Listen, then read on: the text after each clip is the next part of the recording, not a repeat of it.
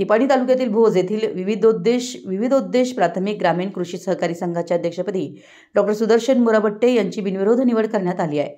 यावेळी निवडणूक निर्णय अधिकारी म्हणून MS पत्तार यांनी काम पाहिलं। डॉक्टर सुदर्शन मुराबट्टे यांच्या निवडीनंतर समर्थकांनी फटाक्यांची आतिषबाजी करून आनंदोत्सव साजरा केला। सध्याचे अध्यक्ष प्रशांत पाटील यांचा कार्यकाळ संपल्यानं नूतन अध्यक्ष पदाची प्रक्रिया पार पडली। अध्यक्षपदासाठी डॉक्टर सुदर्शन मुराबट्टे यांचा एकमेव अर्ज आल्यानं त्यांची बिनविरोध निवड झाल्यानं निवडणूक निर्णय अधिकारी MS पत्तार यांनी जाहीर केलं। मावळते अध्यक्ष प्रशांत पाटील व नूतन अध्यक्ष डॉक्टर सुदर्शन मुराबट्टे यांचा संचालक मंडळ, कर्मचारी व विविध मान्यवरांच्या हस्ते सत्कार करण्यात आला।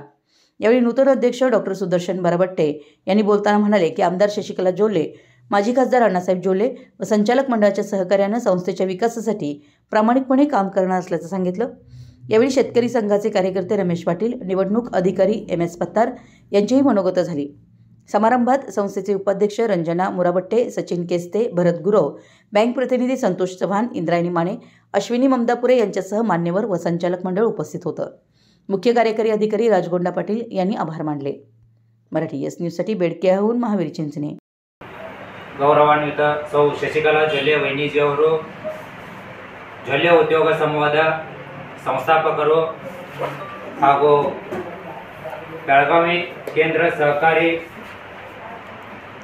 ಅಂದರೆ DCC ಬ್ಯಾಂಕ್ನ ಆಡಳಿತ ಮಂಡಳಿಯ ನಿರ್ದೇಶಕರಾದಂತಹ ಗೌರವಾನ್ವಿತ ಅಣ್ಣಸಾಬಣ್ಣ ಜೊಲ್ಲೆಜಿ ಅವರಿಗೆ ಮತ್ತು ನಮ್ಮ ಭೋಜ್ ಗ್ರಾಮದ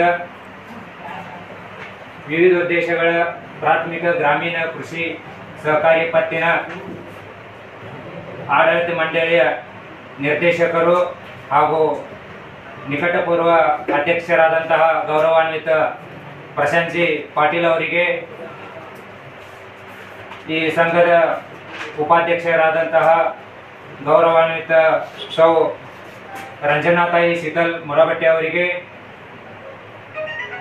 ಸೌ ಇಂದ್ರಾಯಣಿ ತಾಯಿ ಬಾಳೇಶ ಮಾನೆ ಅವರಿಗೆ, ಗೌರವಾನ್ವಿತ ಸಚಿನ್ ಅಣ್ಣ ಕೇಸ್ತೆ ಅವರಿಗೆ, ಗೌರವಾನ್ವಿತ ಭರತಣ್ಣ ಗುರು ಅವರಿಗೆ, ಸೌ ಅಶ್ವಿನಿ ತಾಯಿ ಮಮದಾಪುರಿ ಅವರಿಗೆ,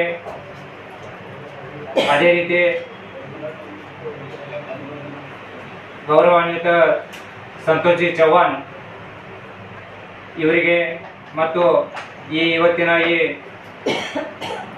ಚುನಾವಣೆಯನ್ನು ನಡೆಸಿಕೊಟ್ಟಂತಹ